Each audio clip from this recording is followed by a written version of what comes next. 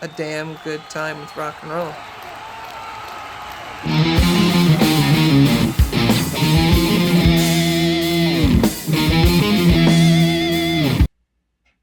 You know what? Let's do the entire verse, and then if we have to obsess over the end, we will. All right, it's a song within a song within a song.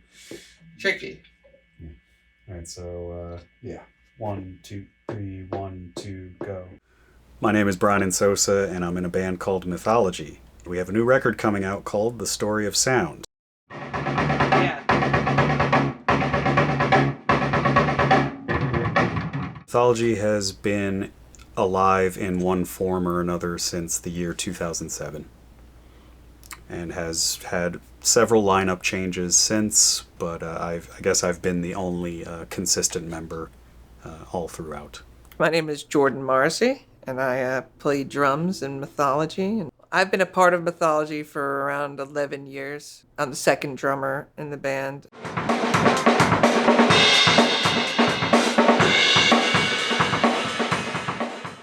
My name is Dave Lockhart. I play the bass along with the songs and try to add what I can to the arrangements. And sometimes I use effects and sometimes I don't. I use a couple different basses to get the tones that match what's happening in the music. So, The Story of Sound is a fictional satire on the man who invented music itself. Epiphany that he has creating such a thing called music, the worship that he experiences, and the intended and unintended consequences of him creating this thing that we now call music in an almost messianic way. Very inspired by, the great satirists before me, like Mel Brooks, Monty Python, and of course, Frank Zappa. The Story of Sound is essentially a satire on celebrity worship as well as poking fun at certain societal norms. In this case, it's music because that's the thing that I'm deepest ensconced with. And he dies at the end. It's just a spoiler alert. It's a project in 4 movements in the same way the classical people used to do it. It comes in movements. Movements 1, 2, and 3 are the story of the man who invented music. But then the 4th movement kind of goes out of the story a little bit and into my own personal life and point of view. It gets a little meta at times where it takes you out of the story and then puts you back into Brian's perspective.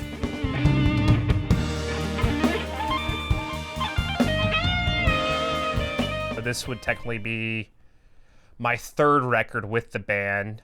I want to say, technically it's the 2nd. The other one I want to say is more of if there's a mini series, it was kind of an offshoot, the jazz record we did. So if I were to compare this to Planets more specifically,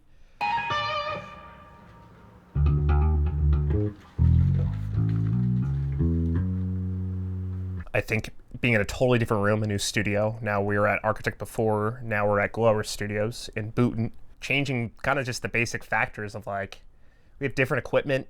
Those are some of the more obvious things. I think more philosophically and creatively. With the influence of the pandemic and COVID, Brian seemed to write a lot more by himself. And I think they were more compartmentalized, the writing sessions, where they kind of got together in groups, spread out across a couple sessions rather than more of like full band sessions. So I definitely think that changed and influenced the writing a little bit. I would describe Mythology's sound and aesthetic as, obviously, it's progressive rock, very complex, very funny at times, very biting at times, and eclectic, but an aesthetic of always being, there's a roots to it. Where, like, every time we're tracking an album, we're tracking it, with the 3 of us in the room. No matter who those people happen to be, we've done it that way. There's a kind of a roots that we all had in the music that we listened to, of just, whatever, how many guys in a room together making music. So I don't know if it's DIY or what, but it's just a sense of connection outside of tech, but also with the records that we've made, the past bunch of them, we tried to have a meld between the old feeling that we liked from the records that we liked from way back in the day, but with modern sheen to it. So the aesthetic of, the best of both worlds, I think. But biggest thing is just being very adventurous and forward thinking.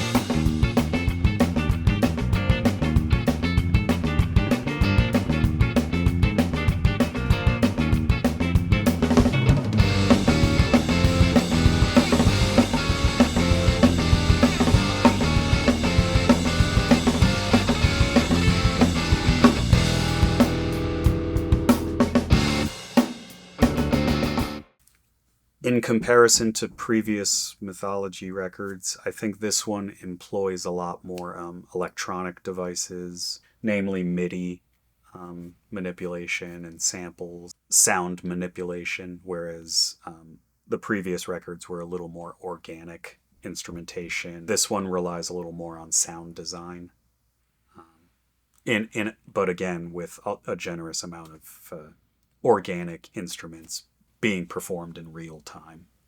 Minimal editing, minimal comping. That's always been the aesthetic. But as far as the way it's similar to previous Mythology records, I think is the fashion in which the organic stuff was recorded.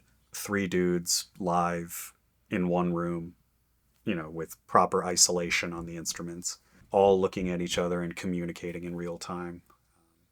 And then overdubs on top of that. Mythology records have always had a very live feel to it, almost like you're seeing a live concert in front of you, largely due to the fact that basic tracking is usually live in one continuous take. Mythology has a lot of sounds. It pulls a lot from more complex harmonic structures. So, you could say jazzy chords, flat 9s, sharp 11s, flat 13s, etc. But not always with the distorted guitar aesthetic, often with a clean aesthetic, sometimes even acoustic guitars. The drums are very much tuned like a rock drum set. They're not tuned like a jazz drum set. They're tuned for rocking. The bass parts that I've been doing have drawn a lot from really just watching Brandon play, watching what he does. Sometimes he does some two-handed tapping, sometimes some pinch harmonics, or what do you call them? Harp harmonics. And so sometimes I utilize those techniques as well. Sometimes I'll use a pick, sometimes I won't, sometimes I'll slap, sometimes I'll use a brighter tone, a darker tone, sometimes effects, sometimes not. And I think all of those tonal characteristics kind of wrap up in a package that is the Mythology sound. Often you're not counting to 4, often you're counting to something else. But it never feels strange, it always feels right. But that to me is the sound of Mythology. It's a large collection of sounds, tones, and techniques, and not always counting to 4.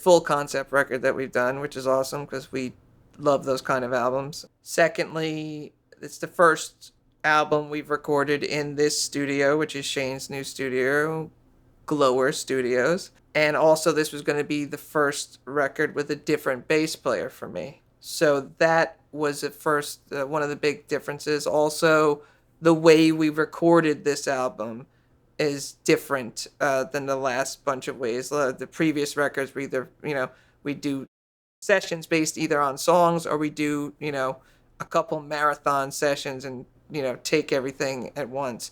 This has been done over the course of, what'll end up being a year, and just focusing on, very specific points in the piece. And like I said, just being working with Dave, it's a huge difference. You're working with a different person in the room, but also just for me, it was a great way to just fully realize my parts and what I was doing, and so much of the spontaneity that he brings to what we're doing in the room and these ideas that he'll just come up with is so much been the shape of my performance on this album. So a lot of the other ones were based more on a lot more full band rehearsing. This one is a lot more of what's going on in the room at the time we're taking it. It's been much more in the moment, which is cool. So, Mythology is a three-piece progressive rock band that pulls a lot of influence from some of my personal favorite artists of yesteryear, including Yes, and King Crimson, and Frank Zappa. But it also culls a lot of influence from things that came after that, or perhaps were born out of a direct result of that.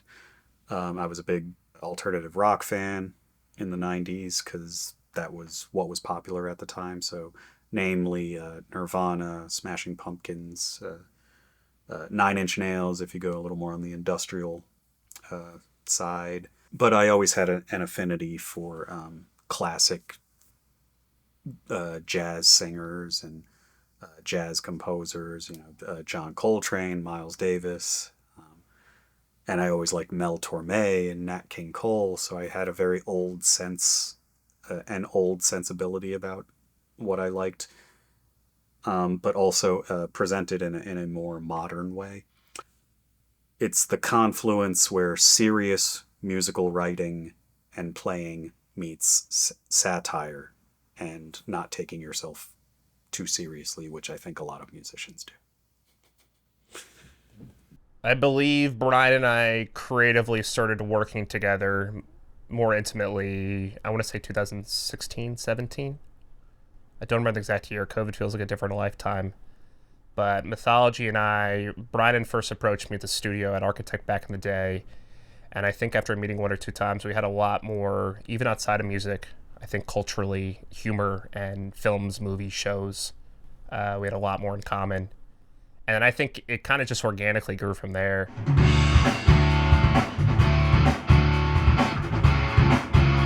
It won't get fooled again. Sorry, Brian. These guys, in a lot of ways, are sort of friends first. And I think we happen to have a lot of artistically and morally in common that we don't really, when we're working, we're not really like, we're in it, but it's different. I don't know. We're just enjoying our time with each other, and things flow very smoothly. Mythology had an original drummer named Jason Turner. He left maybe 5 or 6 years into the band and was replaced with Jordan Morrissey, who has been the drummer ever since. So that was, I believe, the beginning of 2012. Remember the other year that the world was supposed to end? What I love about working with Jordan is there is no idea too outlandish and too weird for him. He is always just 110% along for the journey. Even if he doesn't quite get it or understand it right away, he knows that the end result is going to be something everyone's going to be pretty juiced up about and proud of.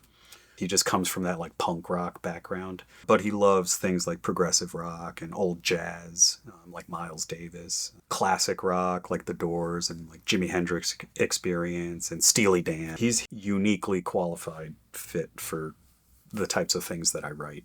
I would be remiss to not mention the fact that this is the first Mythology record that we're doing without Dane Carmichael on the bass. He had left mid-2020, and it was all on good terms. It was just something he felt like he didn't want to do anymore. Or perhaps he said everything he needed to say with this band, and he wanted to pursue other things in life, which I can respect. We found a guy whose name also happened to be Jordan. His name was Jordan Stackhouse, and he was with the band for about a year, and really excellent player and really excellent musician. But when it came time to do the album, he decided he didn't really want to be part of this band anymore, and he decided to do his own music. Again, something that I really can empathize with, you know. It's one thing to be a sideman, and it's a whole other thing to be like the band leader. And I think he wants to go more he wanted to go more the band leader route. So again, that left us without a bass player. And enter Dave Lockhart. What I love about working with Dave is his touch and flair and prowess on the instrument is not only unparalleled. I've never seen someone that quite does what Dave does on the bass guitar. But he's also very well versed in the music theory side of things. He's a very good improviser as well, which is a large part of what this music is.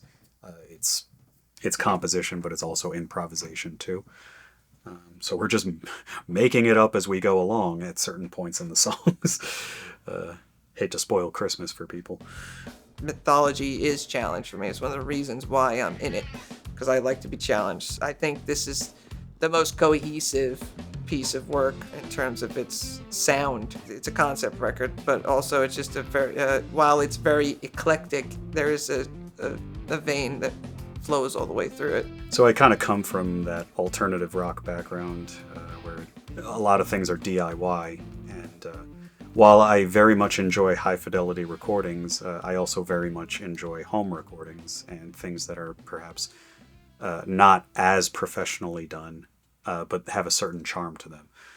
Hence, we are in my own home recording space, which I have dubbed Oblique Studios, because everything Brian does is just a little skewed, right? Hence the name Oblique. And it also doubles as my laundromat in my own home.